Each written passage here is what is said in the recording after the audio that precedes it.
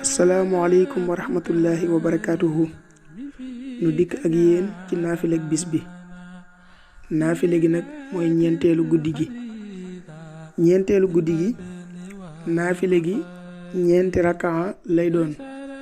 ñeenti rakaa nag muy tolloo ak ñaari sëlmal.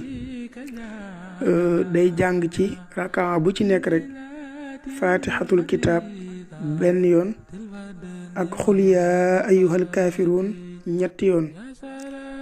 kon Sëriñ Souhaïbou Mbacké wax na ci njëriñ yu am solo. nee na képp koo xam ne julli nga ko bala moo jóge fa mu doon jullee ñu jéggal ko bindal ko tuyaa bay jaamu yàlla junniy nit ñu dëddu àdduna. yàlla na nu yàlla defal dégg ak topp ci barke Cheikhul Khadim.